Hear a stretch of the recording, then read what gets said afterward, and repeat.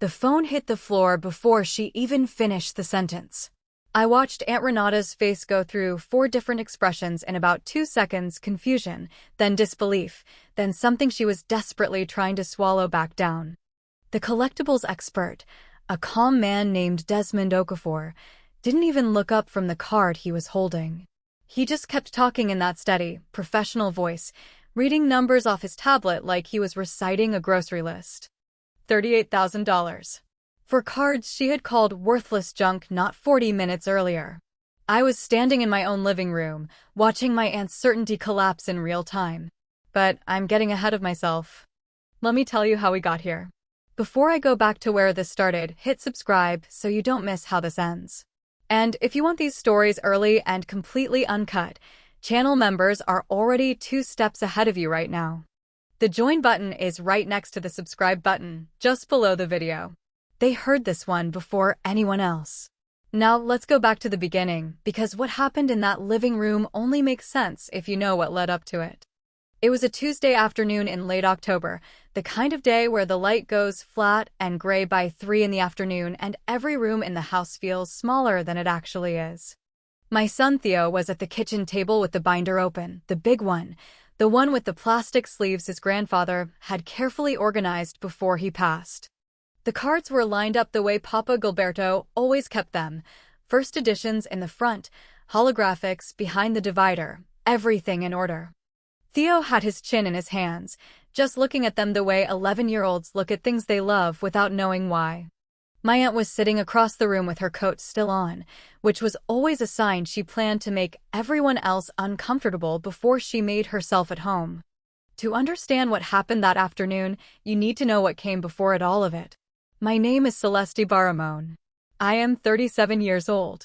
I work in commercial real estate licensing, and I have been doing it for 9 years.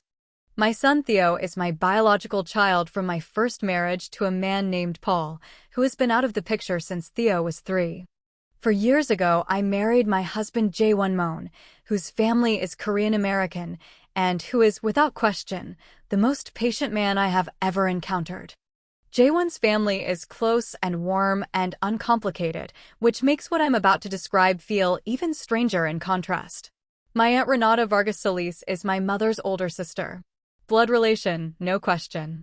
She is 61 years old, recently retired from a mid-level administrative position at a regional insurance company, and she has spent the last 3 decades operating under the assumption that she is the family's final authority on everything. What things are worth. What choices are reasonable? What other people's children should be doing with their time? She is not cruel in the way that some people are cruel. She doesn't enjoy the pain she causes. She simply cannot imagine that her assessments might be wrong. Papa Gilberto was my mother's father. My grandfather. He passed 18 months ago at 84, and he was the kind of man who collected things the way other people collect memories, carefully, specifically, with full knowledge of what he had. He started the Pokemon card collection in the late 90s when my older cousin was a child, and he kept adding to it for years after my cousin lost interest, because Papa Gilberto had figured out something that most people hadn't yet. The early cards were going to matter someday. He left the collection to Theo specifically. Not to the family. Not to be divided. To Theo, by name, in writing. Ranata had been unhappy about that since the day the will was read. The baseline dynamic in our family, the one that had been running since before I was old enough to name it, was that Ranata's opinions arrived first and loudest, and everyone arranged themselves around them. My mother deferred to her older sister the way some people defer to weather. You don't argue with weather. You dress for it. I had spent most of my adult life dressing for Ranata, nodding at the right moments, and doing exactly what I intended to do anyway once she had moved on to the next room. The first time she said something about the cards, Theo was 9. She had come for a birthday dinner, Jaewon's birthday, not even a family occasion she had been formally invited to, and she spotted the binder on the bookshelf. She pulled it out without asking. Flipped through it the way someone flips through a magazine in a waiting room. Theo watched her from the doorway with that very still, very watchful expression he has when he doesn't like something but doesn't have the words yet. Her voice went flat with authority. These are just children's things. They're going to rot in that binder. Theo looked at me. I looked at him. I didn't say anything. That evening, after she left, I took photographs of every card in the collection and uploaded them to a cloud folder I labeled with Theo's full name and the date. I had been meaning to do it for months. I did it that night. The second time was at Christmas, 14 months ago. She pulled J1 aside, not me, J1, because she had learned that going through me produced less satisfying results, and told him, in what she imagined was a quiet voice, that it wasn't healthy for a boy Theo's age to be so attached to a dead man's hobby. That we were doing him a disservice by encouraging it. J1 listened to the whole thing. Then he came and found me in the kitchen. He didn't say a word. He just touched the back of my hand once, briefly. That was enough. I filed the moment away. I had 12 of them by then. The third incident happened 6 weeks before the appraisal. Ranata called, not a video call, an actual phone call, which she reserves for things she considers serious, and told me she had spoken to someone at a consignment shop near her apartment. She said the shop would take children's collectibles and give us store credit. She had, she said, already mentioned the collection to them. I sat with that for a moment. She had mentioned my son's legally inherited property to a resale shop without asking me. That's thoughtful of you, I said. I'll look into it. I did not look into it. What I did was call Desmond Okafor, a collectibles appraiser whose name I had found 8 months earlier through a professional contact, because I had already been thinking about documentation for insurance purposes. I had his number saved. I had been waiting for the right moment to use it. She told me those cards were worthless so many times, and with such complete confidence that I think she had genuinely stopped wondering whether she might be wrong. Then came the Tuesday in October. She arrived unannounced, the way she always did when she had already decided something. She saw the binder open on the table. She saw Theo. She picked up the binder again without asking, and this time she didn't bother with flat authority. She laughed. Full, dismissive, the kind of laugh that's meant to make the other person feel foolish for ever having thought differently. Throw away that worthless junk, she said, loud enough that Theo flinched. He's too old for toys. She looked at me over the top of the binder. Let me dispose of them for you. I know a place. Theo went very still. He looked at the table and nodded at her. I watched him do it, and I recognized the posture, because it was the one I had spent 15 years practicing myself. Let me get them appraised first, I said. She set the binder down slowly, the way she did when she was deciding whether to push further. Celeste. They're cards. Then the appraisal will be quick. Desmond Okafor arrived 3 days later. And that's when I understood that everything I had been quietly, patiently documenting and protecting had been worth exactly as much as Papa Gilberto always believed it was. Desmond Okafor spent 47 minutes with the collection. He didn't rush. He worked through the binder the way Papa Gilberto had always moved through things he considered important, methodically, without performance. He had a jeweler's loupe, a soft-bristled brush, and a small scanner that connected to his tablet. He examined card backs for print registration. He checked corners under magnification. He made notes without narrating them, which I appreciated. Ranata stood near the kitchen doorway with her arms crossed, the way she always did when she was waiting for a situation to confirm what she already believed. Theo sat at the far end of the table. He had his hands folded in front of him, watching Desmond work. Desmond set the loupe down and looked at his tablet for a long moment. Then he looked at me. His voice was measured and even. Mrs. Ibarra moaned. Are you aware of what your son has here? I told him I had some idea. Papa Gilberto had always said the early cards would matter. Your grandfather was correct. He turned the tablet toward me. The first edition holographic Charizard alone, PSA grading pending, but based on visible condition, I would estimate between $22,000 and $26,000. The Blastoise and the Venusaur Holos behind the divider bring the collection total to somewhere between $35,000 and $42,000. I'd put a working number at $38,000, with the caveat that professional grading could move that figure upward. That was the moment the phone left Renata's hand. She didn't drop it so much as lose her grip on it. It hit the tile floor with the particular crack of a screen that is not going to survive the impact. She didn't look at it. She was looking at the tablet, then at me, then at the tablet again. Her mouth opened. She made a sound that was not a word. Desmond picked up his loupe and placed it carefully in its case. He had the professional composure of a man who had witnessed this exact reaction before.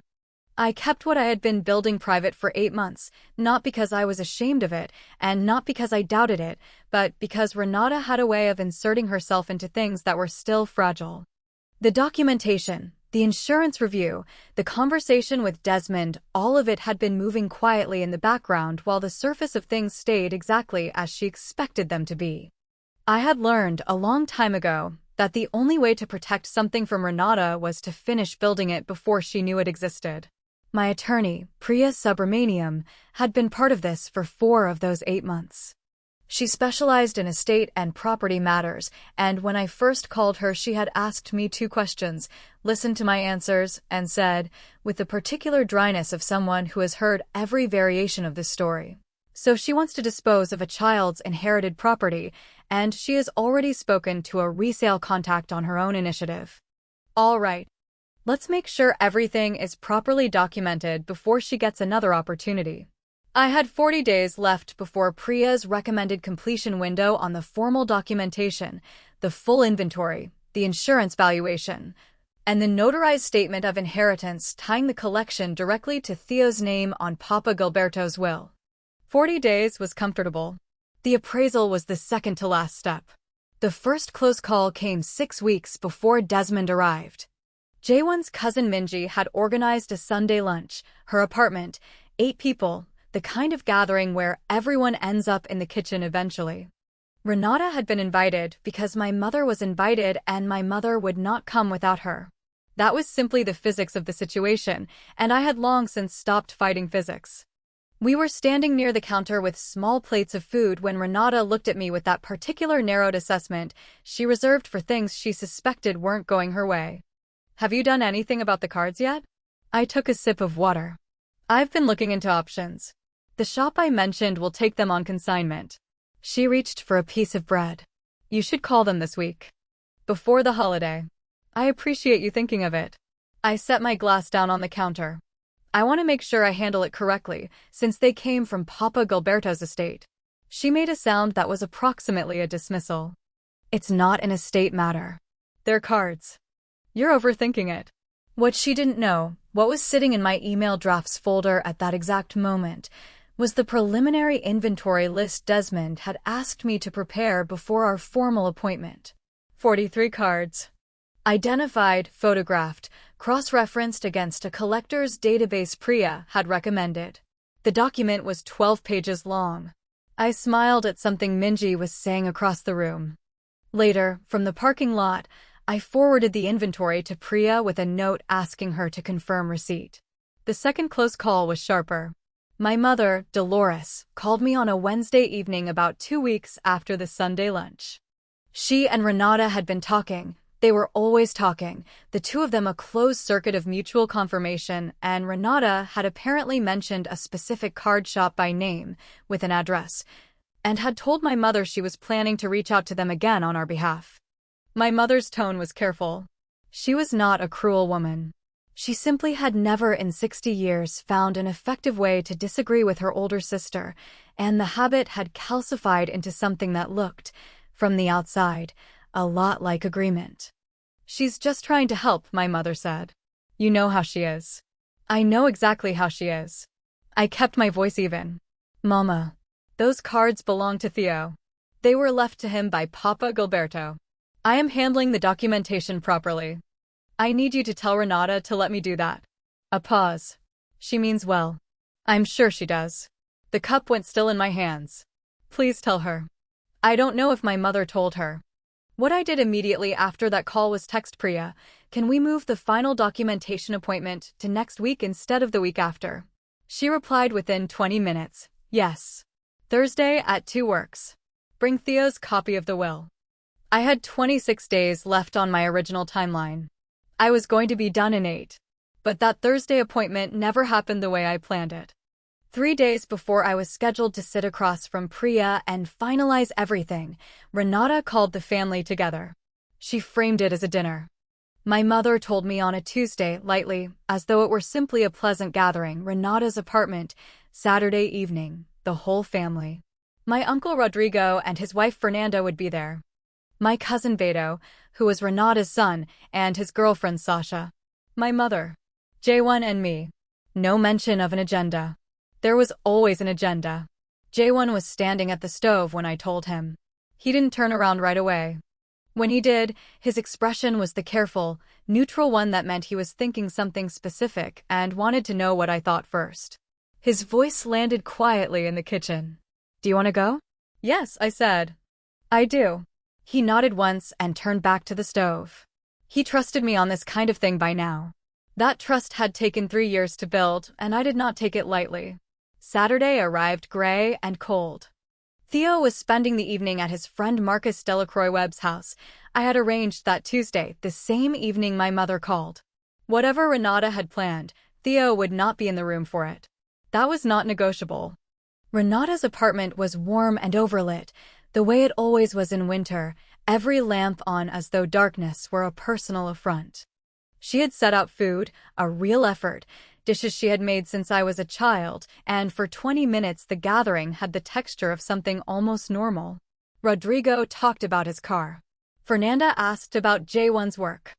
Beto had his phone out, put it away, took it out again, the way he always did when he was waiting for something. I watched Beto. He knew something. My mother was arranging small dishes on the counter with the focused attention she applied to tasks when she was avoiding eye contact. I noted that too. Renata waited until everyone had food and was seated. Then she stood at the head of the table, which was not where the host's chair was. She had simply positioned herself there, and she smiled in a way that meant she was about to be generous at someone else's expense. "I wanted us all together because I've made a decision about the cards." She said it the way people announce things that have already been executed. "I spoke to the shop this week. They'll take the collection as a single lot. It's the right thing for the family, for Theo. He shouldn't be carrying around an old man's hobby like some kind of obligation." The table went quiet. Fernanda looked at her plate. Rodrigo opened his mouth, then closed it. My mother did not look up from her hands. Something settled in my chest, not anger exactly. Something quieter than anger. The absolute, final confirmation that she had never once considered the possibility of being wrong. She had already spoken to the shop. Again. Without asking me. Without asking Theo. About property that was not hers. I became aware of the quality of my own breathing. Slow. The room felt very clear, the way rooms feel when you've made a decision and the decision is irrevocable and you're simply waiting for the right moment to act on it. J1's hand found mine under the table. He held it once and let go. That was all. I did not speak at dinner. I asked Fernanda about her sister's new house. I complimented the food. I watched Beto put his phone away for the last time and settle into the relief of someone who had been worried a scene was coming and now believed it wasn't. Renata watched me across the table with the satisfied expression of a woman who had expected resistance and found none. I drove home at 10:12 that evening. At 10:31, I called Priya. She answered on the second ring, which told me she had been expecting to hear from me. Her voice was level and alert. "What happened?" I told her. Quickly and completely, the announcement, the phrasing, the fact that Ranata had contacted the shop a second time on her own initiative regarding property she had no legal claim to. A short silence. Then, "That's interference with estate property. Move everything up. I want the documentation finalized Monday morning, not Thursday. Can you be here at 9? "Yes. Bring the will, the inventory, and every photograph you have. All of them." I said I would. I ended the call and sat at the kitchen table in the quiet of the house with my phone in front of me. Then I opened the email I had kept in drafts for 6 weeks, the one addressed to the collectibles insurance underwriter Priya had identified, with Desmond's preliminary assessment attached. I had been waiting for the formal appraisal to finalize it. I sent it at 11:43 that night. The notification from the underwriter's automated intake system arrived at 11:44. "Your submission has been received." Ranata called twice on Sunday. I let both calls go to voicemail. Everything I needed to say, I would say once, and I would say it with documentation she had never imagined I had.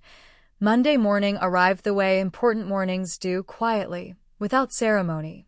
The light coming in flat and ordinary through the kitchen window while J1 made coffee and neither of us talked much. Theo had already left for school. The binder was on the shelf where it had always been. I had my folder on the table, the will, the inventory, every photograph, Desmond's signed preliminary assessment, and the insurance intake confirmation from 11:44 the previous Saturday night. Priya had the rest. I was at her office by 8:52. She was already at her desk with 2 copies of everything laid out in sequence, the way she always worked, no clutter, no improvisation. She looked at the folder I set in front of her, then at me. Her voice was dry and precise. She contacted the shop twice. Voluntarily. Without your authorization. Correct. And announced to a room of family members that she had made a decision about property she has no legal claim to. In front of 6 witnesses. Priya was quiet for a moment. She straightened the edge of a document that was already straight. All right. Here is what we are going to do. We spent 90 minutes together that morning. When I left, the formal documentation was complete and notarized. The collection was listed under Theo's legal name as inherited estate property, with my name as custodial manager until he turned 18. The insurance valuation was filed. The preliminary appraisal was attached. If anyone attempted to transfer, sell, or remove those cards without written authorization from me and, upon his majority, from Theo, they would be interfering with documented estate property. Priya looked at me across the desk before I left. You should know that what she did at that dinner, announcing her intention to dispose of another person's inherited property, is not a family disagreement. It has a legal name. Whether you choose to pursue it formally is your decision. But you now have everything you need if you decide to. I thanked her. I drove home. I put the folder in the fireproof box in the back of my closet, behind the winter coats, where it had lived for 8 months. I had 4 days before Ranata tried again. She didn't call this time. She showed up. It was a Thursday evening, just past 6. J1 was still at work. Theo was at the kitchen table doing homework. I heard the knock and I knew it before I opened the door, the way you know certain sounds when you've been listening for them long enough. Ranata was on the doorstep with my mother behind her. My mother had her hands folded in front of her and was looking at the porch railing. Ranata had her coat on, buttoned all the way up, which meant she had come here with purpose. She did not wait to be invited in. She stepped into the entryway and looked past me toward the kitchen. Her voice was even and carrying. I need the cards, Celeste. The shop is expecting them Friday. Theo looked up from his homework. He went very still. I stepped into the gap between Ranata and the kitchen doorway. Not aggressively. Just present. Theo. My voice was calm. Can you take your homework to your room for a few minutes, please? He looked at me for 1 second, his grandfather's watchful expression, the one that saw everything, and then he gathered his papers and went. I heard his door close. My mother had come inside and was standing near the wall, not touching anything, looking at the floor. I turned back to Ranata. The cards are not available, I said. Something shifted in her expression, too fast to name, there and gone. She had expected more resistance in her preparation for this moment, I think, and getting it in one clean sentence seemed to briefly disorient her. She reached into her bag. I've already spoken to the shop. They're prepared to offer $800 for the lot. That's real money for children's cards. She held out a piece of paper, the shop's contact information, a handwritten note of the offer. This is generous. I did not take the paper. Ranata. I kept my voice at the same level. I need to show you something. I went to the kitchen table. I had the folder there, not the original, which was in the fireproof box, but a copy Priya had made for exactly this situation. I opened it to the first page. The notarized inventory. Theo's full name at the top. Papa Gilberto's will reference number in the header. I turned it so she could read it. This collection is documented estate property. My son is the legal beneficiary. I am the custodial manager. Any transfer requires written authorization from me. Ranata looked at the document. A pause. 2 seconds too long. Her eyes moved across the page. I watched her find Theo's name, then the will reference, then Priya's notary stamp at the bottom. Her hand stopped mid-gesture, the piece of paper from the shop still extended toward me, not quite retracted. From the wall, my mother made a small sound. Not a word. Just the sound of someone whose held breath had changed quality. Ranata pulled her hand back slowly. This is unnecessary. I'm trying to help. Her voice was still even, but something underneath it had shifted. I know you believe that. I turned to the second page. Desmond's preliminary assessment. The itemized card list. The estimated values in a clean column on the right side. But I want to make sure you have accurate information before we continue this conversation. I set the assessment on top of the inventory and turned it toward her. She looked at it. The color started leaving her face. Not dramatically, just a slow subtraction, like something being quietly drained. Her eyes found the line for the first edition holographic Charizard. $22,000 to $26,000. Then the Blastoise. Then the total at the bottom. $35,000 to $42,000. Working estimate. $38,000. Fernanda had come in by then. I hadn't heard her arrive. She had come in behind my mother, and she stood near the door with her coat still on, watching. The bystander who had spent months looking at her plate was now fully present, her attention fixed and still. Ranata looked up from the document. Her hand went to the counter beside her, the physical reach of someone who needs to touch something solid. Her voice came out different. Higher. Not yet broken, but compressed. That can't be right. Desmond Okafor is a certified collectibles appraiser. That's his preliminary assessment, signed and dated. I closed the folder and held it calmly at my side. The formal grading is scheduled for next month.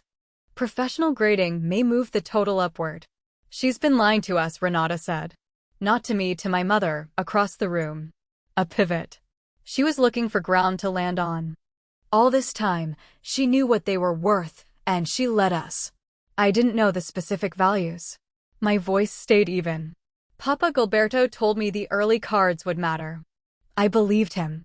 That's why I hired an appraiser.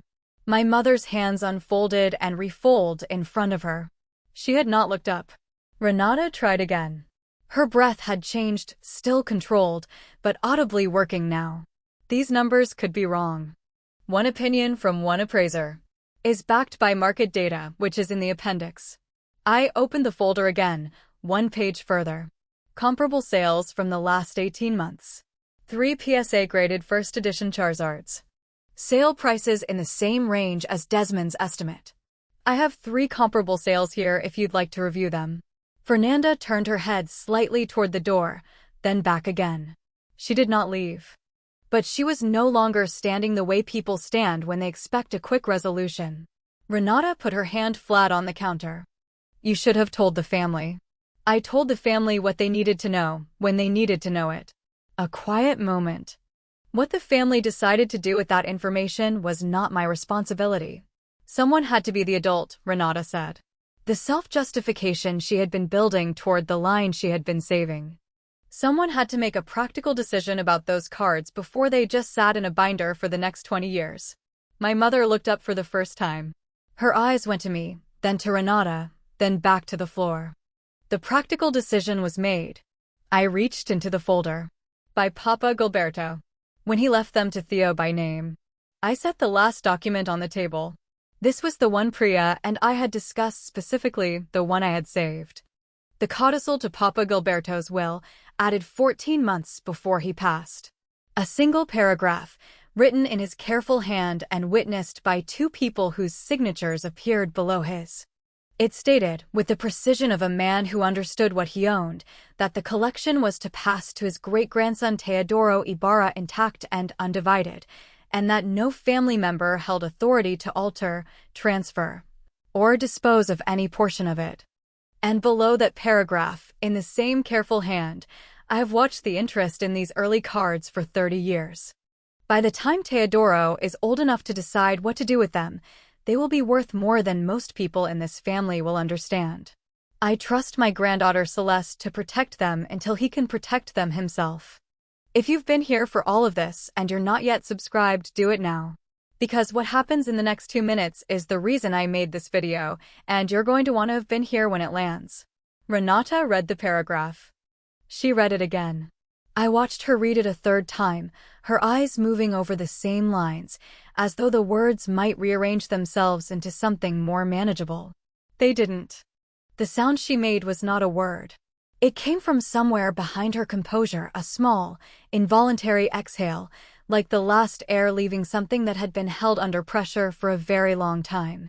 She sat down without meaning to, her hand still flat on the counter, the motion not dramatic but simply inevitable, as though her legs had made the decision before she did. Her mouth opened. Closed. She looked at the document, and then at the wall behind me, and then at nothing in particular.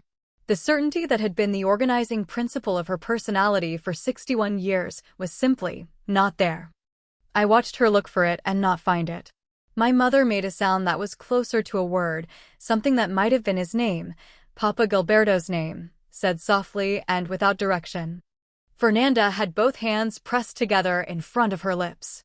She was not crying, but her eyes were bright and still, and she was watching Ranata with the expression of someone watching a very long story finally reach its last page. Ranata looked at me. Her voice, when it came, had lost all its architecture.